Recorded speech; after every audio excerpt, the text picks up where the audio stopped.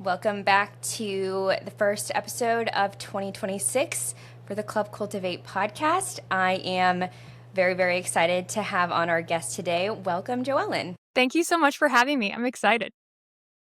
I think this is going to be a great conversation. Joelynn has a wealth of knowledge and experience, primarily within photography, but with a couple other areas. And so I am very excited to dive on in. Joelynn, because there's lots of things and lots of years of experience, can you give us a little backstory of how you got introduced into the creative world and your journey up till now? Absolutely. I think I have a story that's much like every other girl that's around our age or that says they want to be a photographer. When I was a little kid in Lancaster County, Pennsylvania, I would see Lindy with Lindy's Livestock photos at our backdrop, and I'm like, that's what I want to do. And my mom was kind of just like, we should probably dream a little bigger. That's probably not going to be something you're able to do.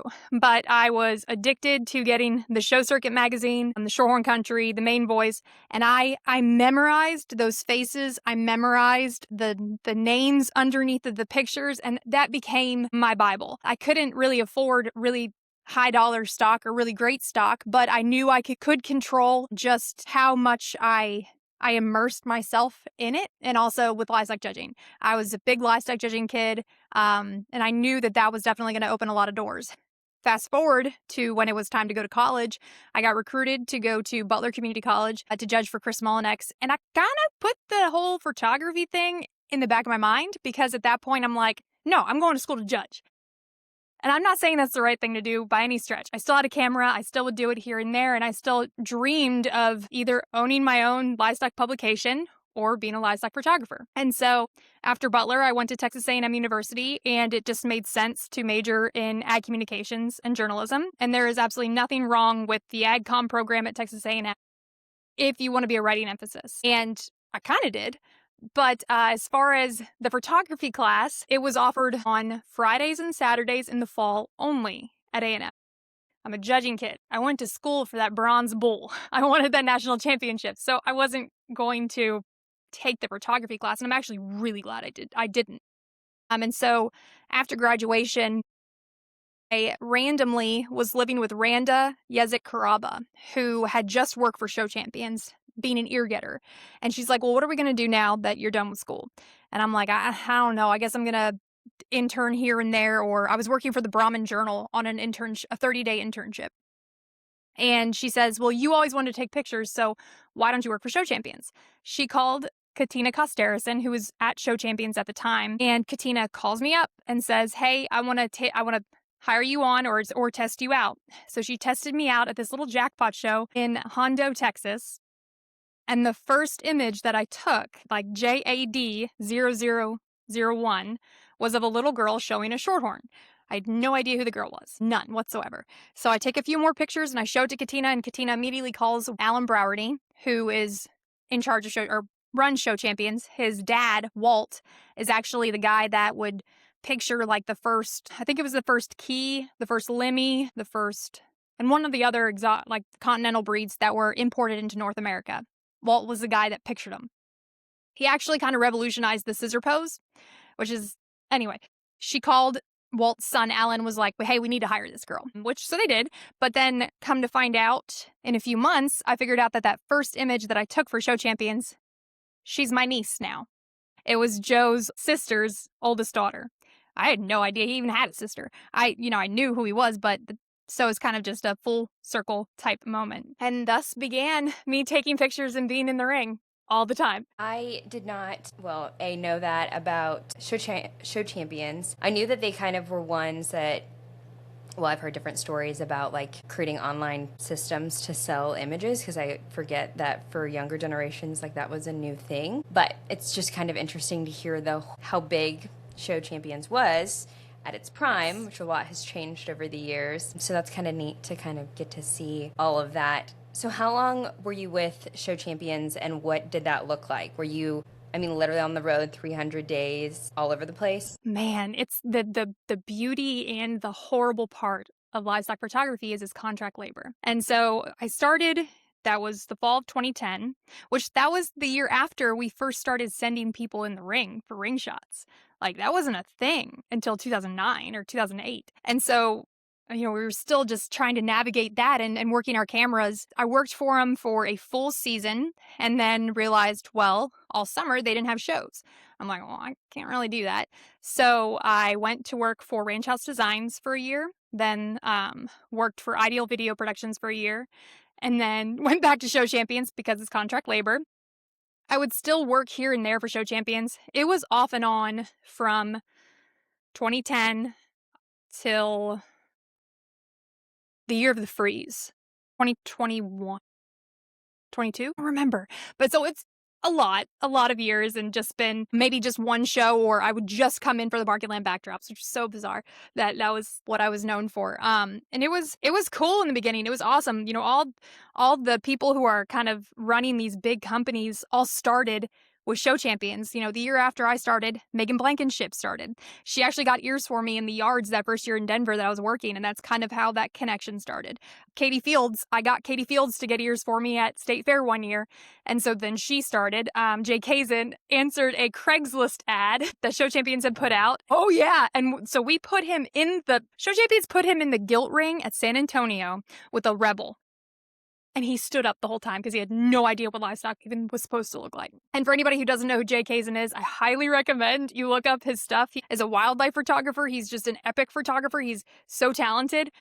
Yeah, he just answered a Craigslist ad. So that's cool, like seeing all of those people, Devin Felger or Devin Voiles, all of them come through, and now they're doing their own thing. The evolution of cameras has been really cool. The evolution of stock has been incredible.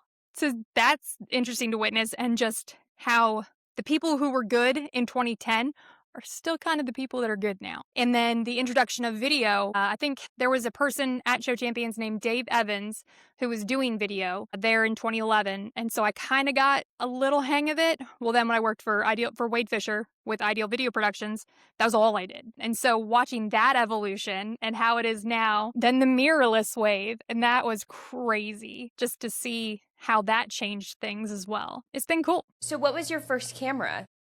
It was a Nikon D3000, which is a very basic model. I wanted to keep it, but we had somebody that was like, I'll give you $1,000 for it. It's like, absolutely, you sure can. I don't think I paid $1,000. And then I had, but during my first major show with Show Champions was State Fair. So I was there for 3 weeks. And 3 straight weeks in Dallas, Texas. And so in the middle of it, I was like, I need a better camera. And so I got the D700, which was the Livestock camera back then. And then I don't think I got the D4 until 2014. And then the mirrorless was recent, and I'll never go back. Oh, I love that. Are you a mirrorless. Nikon mirrorless? I am. I love Canon. I just don't get it. I feel like in my mind, I always equate it to like livestock show feeds. Like they're all a little the same, all a little different. You pick your poison, learn it, and go with it. Absolutely. Okay, so lots of different things. I guess that we kind of skipped. How did you even learn how to picture? Or is this something that are you completely self-taught when you joined the Show Champions crew? Did they teach you? I also know there's the difference between knowing what livestock looks like, should look like, and then also camera composition. So talk us through some of that. It took minimal training from them to understand, hey, let's not cut off midway through the leg. Let's cut off here. Let's full body. This angle it's gonna emphasize this, this, and this. But because, like you said, I knew stock. That was what I'd done since I was a little kid, was livestock judging. And I knew, hey, this animal, these are the flaws. I need to hide those. These are the good things. I need to highlight those. And it was a little bit of that. There was one night at State Fair that first year that Dave Evans and I went to Taco Bell for dinner, because if you are a livestock photographer, you eat off of a lot of interesting foods. And he explained the camera. He broke down how the camera works. And that's the only training I've actually ever had as far as how it works. A lot of it has been trial and error. And I truly believe that that's what's necessary almost. So would you say then that it's more important? Okay, so going back to learning all the different things, I feel like I know your answer, but I'm very curious for you to answer this. Do you think it is more important to know how to evaluate livestock or how to take good photos? You can teach anybody to take good pictures. You cannot teach anybody how to understand livestock. It is so much more important to understand what you're picturing and to understand also accept that every single breeder and every single lamb jock, every single steer jock wants them all done differently. And being able to say, hey, I don't agree with how you want that hock, but you know what? You know best. So sure. Yeah, that sounds great. Like I can name certain names at the backdrop where I'm like, Kirby Eves I love him, but he always wants them set underneath of themselves. And it's like, Kirby, that thing has a wonderful hind leg. Put it back. Put it back a little bit. But so it's a lot of knowing stock and knowing how to say, yes, sir, if that makes sense. So for people that are interested in, for sure, but for people that are like, I want to do this, I want to take these awesome photos, but I'm not a livestock judging member, I didn't maybe grow up showing like the best livestock, I guess how do you recommend people learn? Well, I mean, I think it's a little bit by doing, but how do you learn to evaluate to get the best angles, to know where to set them, all that stuff? I think it's important. Yes, just learning by doing, watching. You, one year at Angus Year Nationals, came up to me and you're like, everyone's squatting down. You're standing. Why are you standing?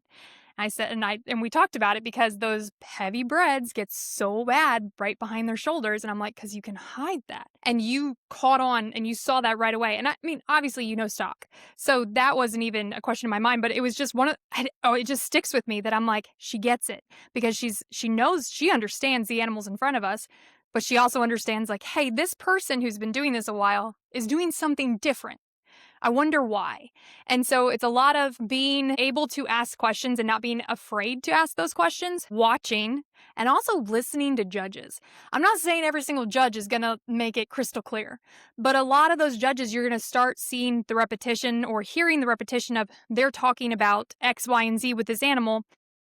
Hey, I bet this animal isn't great from behind. I should avoid that area. Or however, also, you can look at the sales and see what sells. You can tell a lot about your pictures on what sells. If you're doing all these front angles, not a single one's selling, it's probably because that angle isn't necessarily the most flattering. Do you think then if there's a less flattering angle of an animal, probably more specifically in the show ring, like do you still take that and know that it's a shot that someone may like or a kid might want it because they're in it? Or do you avoid a narrow-chested animal from the front? Like, how do you kind of go through that? Oh, that's hard. So say it's hogs and it's the only picture I have of the kid. Okay. Yeah, that's going to be different. But like, I'm going to try really hard, like, especially if they're a top 5 in their class, to do more so a driving from the side picture. I've been the person who has seen my stock look really terrible in pictures, and I'll never be the person that'll call the photographer and be like, please take that down. But I've also been the person who their child hasn't had a single picture out there. So I see both sides of it. I think as long as you have something else, and worst case scenario, do a headshot. If it's not a hog, if it's a lamb, if it's a goat, if it's a steer, just tighten up and do a headshot. I like that piece of advice. At least just make sure that we have one good, clear photo of the exhibitor. What do you think is the hardest part of backdrops, ring shots being at a show versus on farm? I think on farm, you have the luxury of you are working with that breeder, and it's more that entire day. You have to work with that relationship, and it's, the hardest part about backdrops is having that person trust you because you are seeing their animal for 30 seconds and they are trusting that you are able to analyze them well enough to take a decent picture, plus have their child's at heart or, their best interest at the forefront. Where when you're on farm, you have that entire day to build that relationship. And a lot of times with on farm stuff, you're going to a place you've already been, maybe. You already have that relationship. It's a personal thing to have somebody come to your place and spend an entire day because especially with sale animals, like it makes or breaks your year. It's so important that those go well. And so I feel like you have to have a lot of trust in that person to begin with, where I think that the on-farm side of it is a lot easier. Where with the backdrop, you have that 30-second interaction, and that's it. I appreciate that call out because I feel like everyone wants to do backdrops because it's the flashy, cool thing, especially at big shows. But knowing how much responsibility you have, like you said, in 30 seconds is a lot. It's so much. I hate I love baby steer backdrops. Everything else, I'm like, somebody else can do it. I'm good. Like, I do not need to be the person who nailed I'm good. I'm good. Of all the things, Joelynn, I mean, we've just barely touched the surface, but I'm curious over your years of being a livestock photographer and doing all the different things, I guess, what do you think is something that people wouldn't know that you did that has made you successful? Like, is it something behind the scenes? Is it something that you've just done over years or to get better in the beginning? So just a little tidbit that maybe people wouldn't know. I show everybody the back of the camera, especially in when that first year I tried to be something. I knew better. I knew what I was doing. I argued. I argued with breeders and I was tried so hard to prove my worth. And the second that I decided that no, I am here to take that picture and I need to make sure that they trust it before they walk off this curtain. So I'm going to show them that backdrop. And I had a lot of those guys, like the big cattle guys that would just be like, hey, Dave Allen was always the best. He would come over very quietly and be like, can we try this, this, and this? And I'm like, yes, absolutely. I am open for suggestions. Now, I don't want them to take total control and stand in front of me. I think that becomes disrespectful. But the second that I openly say to those guys, like, hey, how do you want that set? What do you see here that you want changed? And basically saying, like, I don't know everything. I want to make sure that you, because you see this animal every single day. I don't. So if I'm missing something, I need you to, you know what I mean, kind of communicate that. I think that when I took the back seat, I let my pride took a back seat, and I was just like, no, like I need to make this enjoyable and I need to make this effective. And once I started just being more open and, man, I don't know, just kind of allowing myself to not be perfect or, like, I don't just have this air about me. That's when success came and trust came. And it was interesting because everybody wants, man, especially in the sheep barn, everybody was like, you're so great. You're so great. I'm like, no, I'm not. I'm positive, and I show you that picture and I give you a high five and I treat you like you're a grand champion, even if you got the sift. I'm not better. I'm not. But it's my mentality and how I communicate. When that all changed, it was like, oh, this is a cakewalk. Even if inside I'm freaking out. I love that point. And I feel like I would love for you to share your thoughts and perspective on that at a major show, especially being in Texas versus a county fair. What does customer service do to you as a photographer? It's changed everything. It's interesting because you have to know when to switch to from your county fair face to your grand banner at Houston face. And a lot of times they're both about similar. You have to treat that county fair kid who literally just got a participation ribbon. You have got to treat them like they had grand champion Gert at a major. You've got to, everything's got to be positive. It's got to be good. It's got to be, hey buddy. It doesn't matter what's happening to you at all. And I found that out the hard way at Angelo last year. I had a brief moment of irritation, and I had a new person come up to the backdrop, and they decided to use my social media to tell me that they found how I spoke to my ear getter inappropriate, and they didn't realize it was my husband, and I wasn't inappropriate. But because they didn't know me, and I just had done my champion and reserve champion American, so I'm in my hustle mode. I didn't think about the fact that this was her first brand. And I don't want to say dumb it down, but I didn't take it back to that mindset of this is an experience more so than a picture. This has to be a memorable experience. If I don't provide that, it doesn't matter how well that animal's set up. A lot of times we base our entire opinion of that backdrop on how we were treated. And that's what we remember more so than the picture itself, I think. I realized that you don't even have to take I mean, obviously quality is still important, but the experience just like that's why they were going to buy it. And as soon as I learned that, I'm like, it also takes a little less pressure off of you, which I think helps make you better anyways.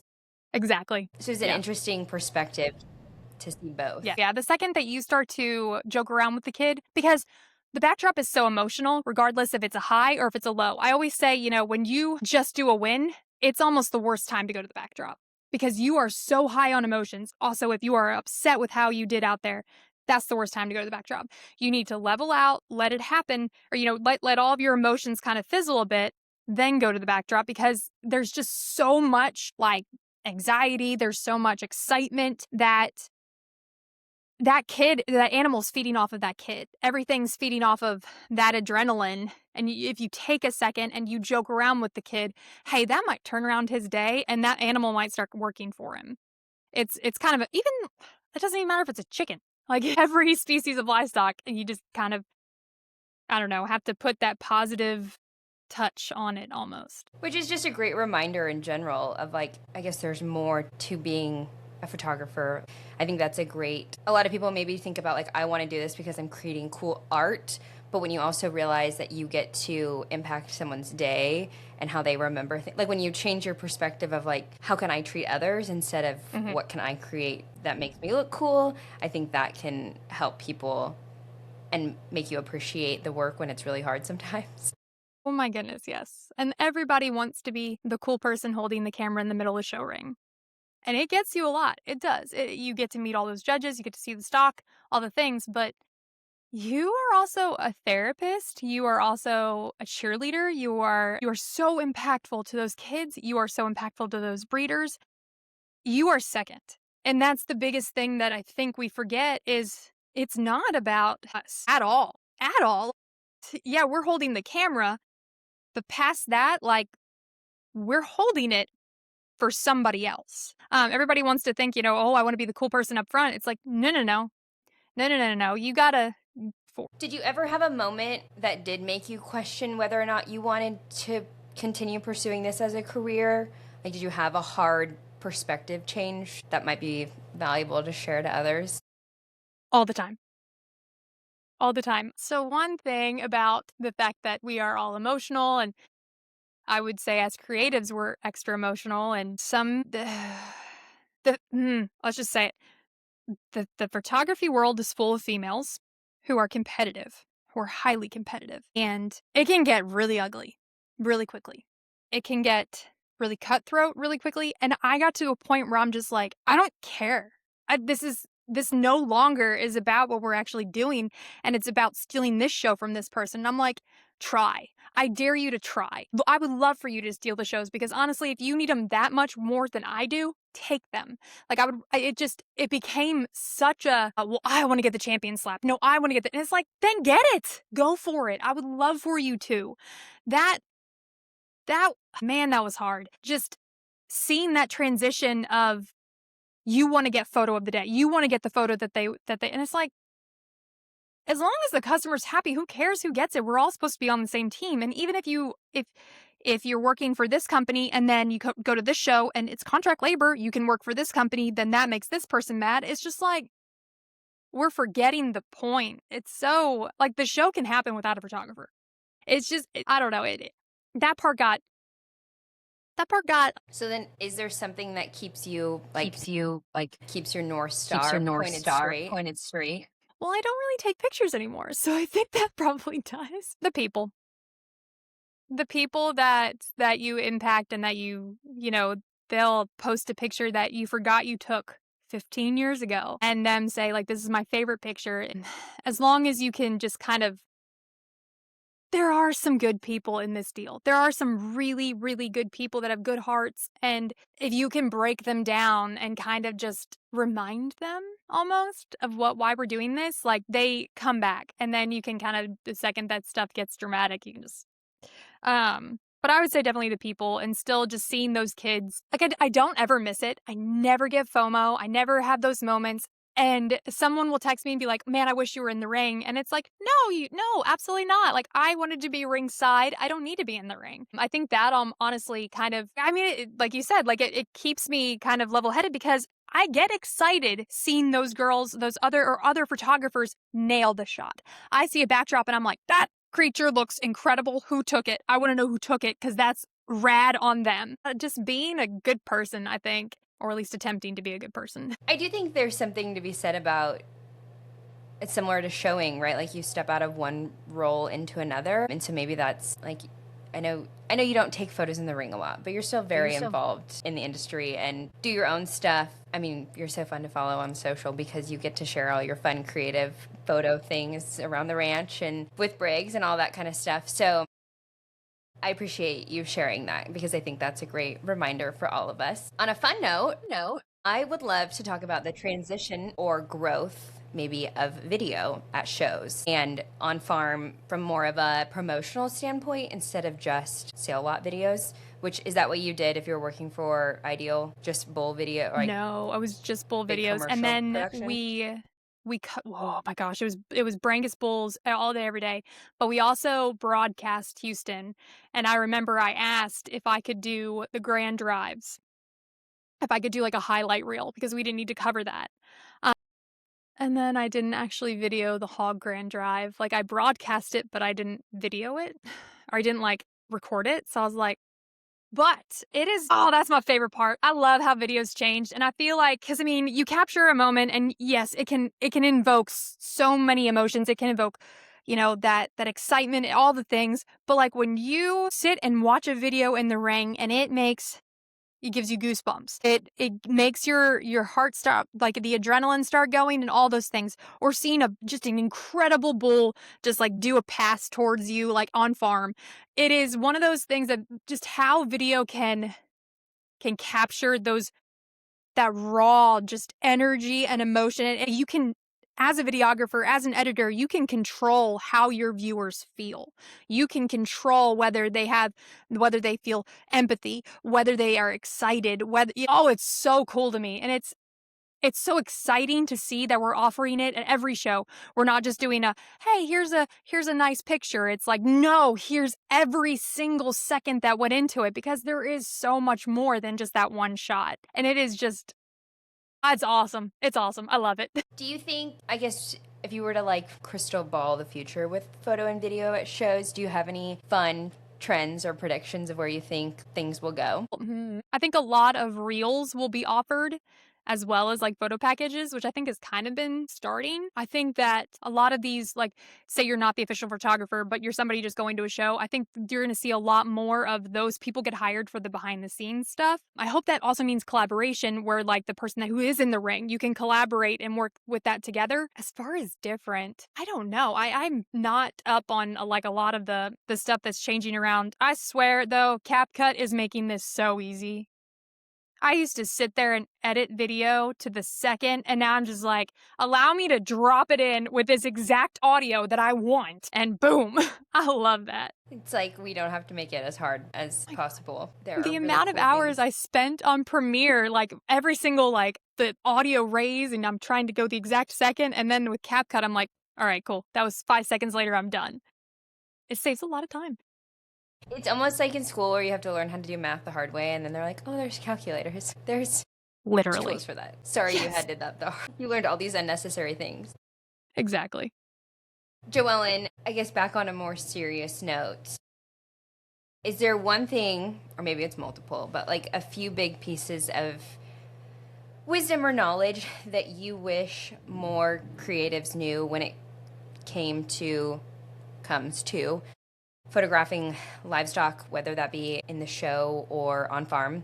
Like something that people, they see the dream, back to you when you were showing as a kid, like, but something that they don't know that you think would be valuable for them to know?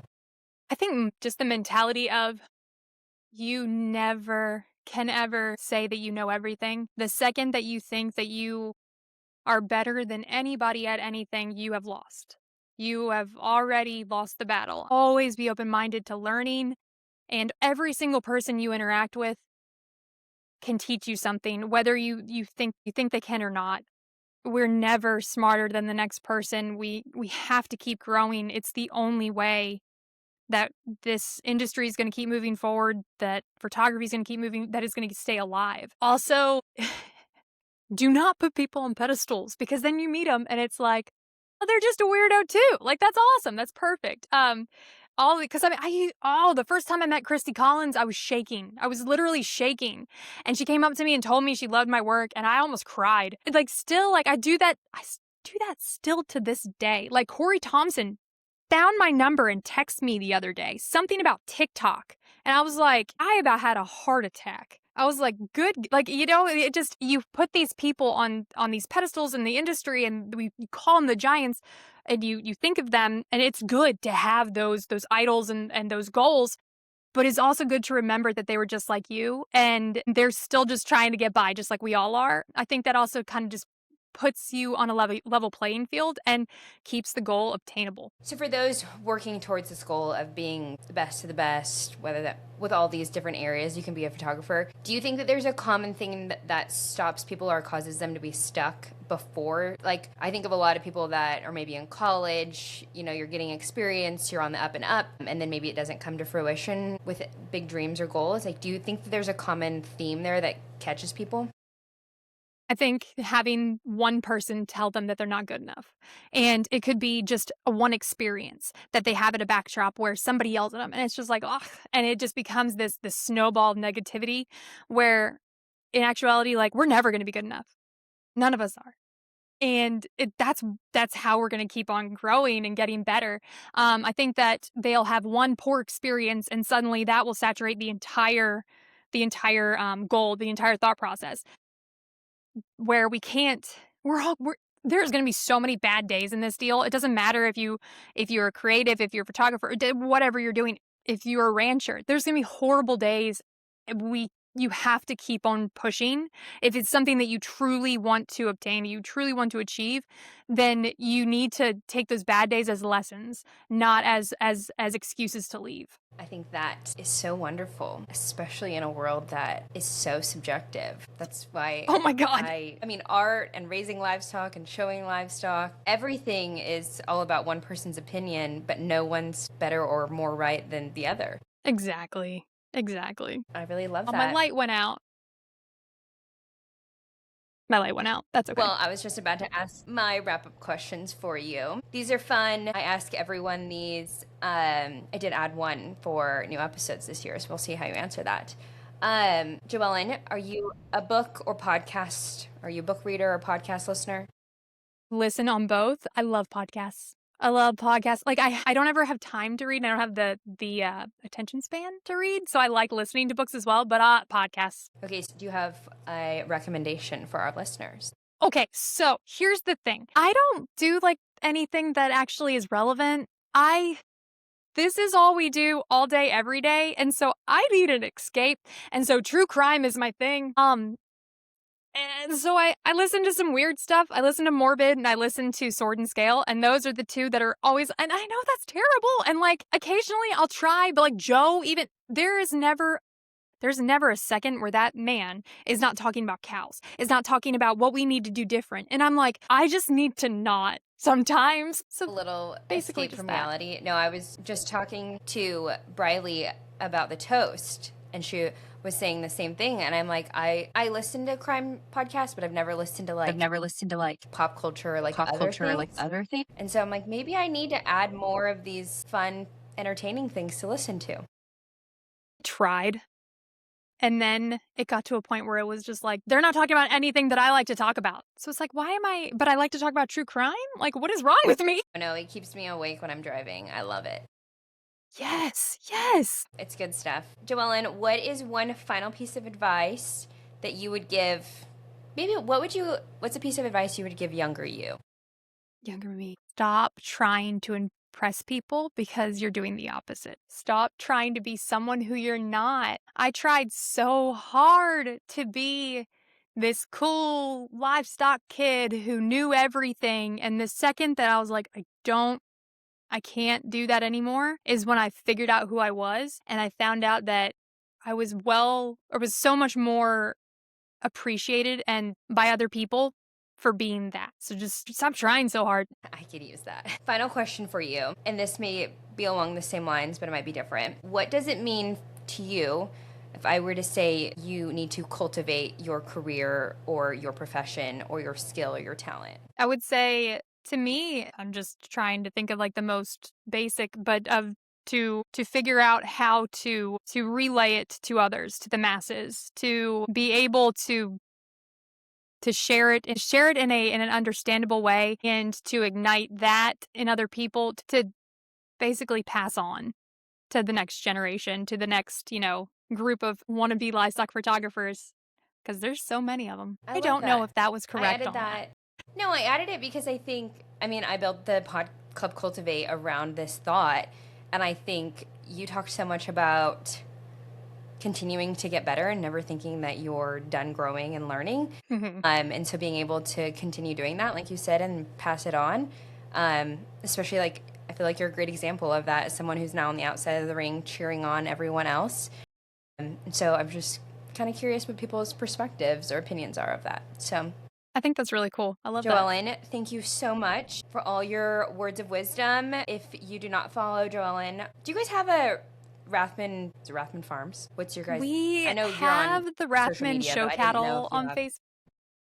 We have Rathmann Show Cattle on Facebook. I don't ever update it. So it's mainly just Joelynn Rathmann on all platforms. With the sales stuff coming up, Facebook will probably be a little bit more active with the Rathmann stuff. I try to force Joe into doing as much as possible with it. But as far as the creative side, TikTok and Instagram, definitely that's where I try to still be relevant, I think. Well, I know after the Denver contest, one of Peyton's kids was like, Joelynn included me in her reviews of outfits. And so I would say you are Anna's very was so relevant. good. Conversation. I mean, and who would have thought that would be so, because like, that should go bad. You know what I mean? Like with other people, like it should have negative comments. And I've had negativity on so much stuff, and that has never once had a negative comment. And I'm like, when's the shoe gonna drop?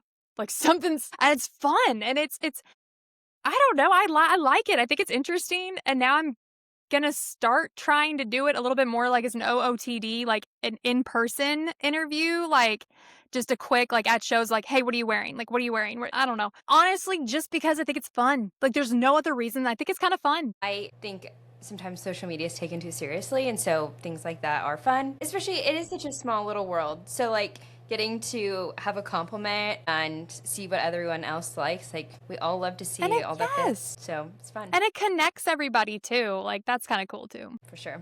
For sure. Well, thank you so, so much. I know it was a great episode that lots of people will get value out of. So, thanks, Joelynn. I hope so. Thank you so much for having me on. This is awesome.